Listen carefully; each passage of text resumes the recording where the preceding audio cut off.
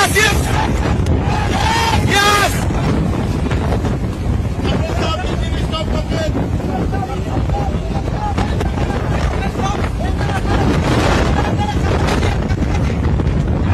Yes.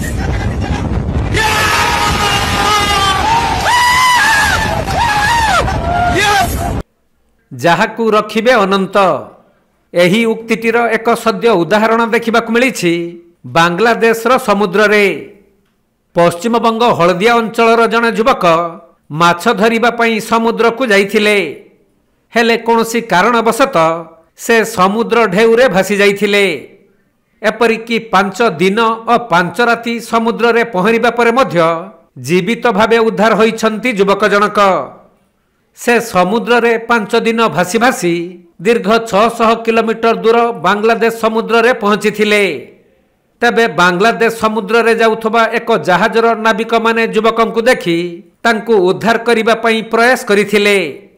ଜାହାଜରେ ଥିବା tube ସମୁଦ୍ରକୁ ପକାଇ ଯୁବକଙ୍କୁ ତାହା ଧରିବାକୁ ଡାକ ମାରିଥିଲେ। ତେଣୁ ଯୁବକ ଜଣକ ପହଁରି ପହଁରି ଟ୍ୟୁବ୍କୁ ଧରିବା ପରେ ଜାହାଜଟିକୁ ତାଙ୍କ ନିକଟକୁ ନେଇ ଯାଇଥିଲେ ନାବିକ। ଆଉ ଦଉଡ଼ିର ଦୋଳା ସାହାଯ୍ୟରେ ଯୁବକଙ୍କୁ ଜୀବନ୍ତ ଭାବେ ଉଦ୍ଧାର କରିଛନ୍ତି। ମୃତ୍ୟୁର ସମୟ ଯେତେ ପର୍ଯ୍ୟନ୍ତ ଆସିନଥାଏ ତାଙ୍କୁ କେହି ବି ମାରିପାରନ୍ତି ନାହିଁ। ଏହି ଘଟଣା ତାର ଏକ ଜ୍ୱଳନ୍ତ ଉଦାହରଣ।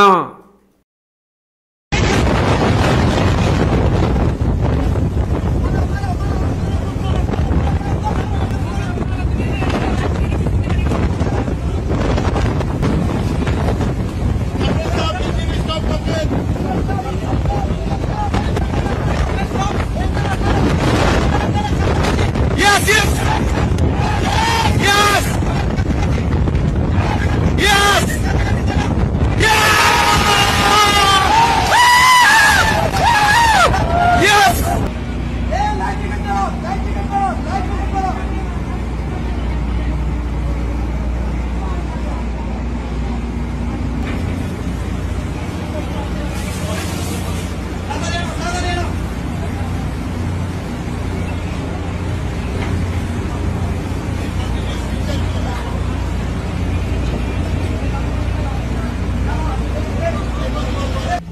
ओके বাঙালি বাঙালি फिश বাংলা বলো। বাংলা নাম কি তোমার?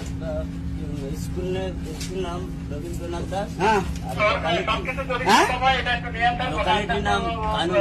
লোকের নাম কারু দাস, স্কুলের নাম রবীন্দ্র দাস। হলদিয়া থেকে ফিশিং করতেছিলা? হলদিয়া থেকে ফিশিং করতেছিলা? তো কেমনে পড়ে গেলা শিপতে? হ্যাঁ পড়ে গেছে।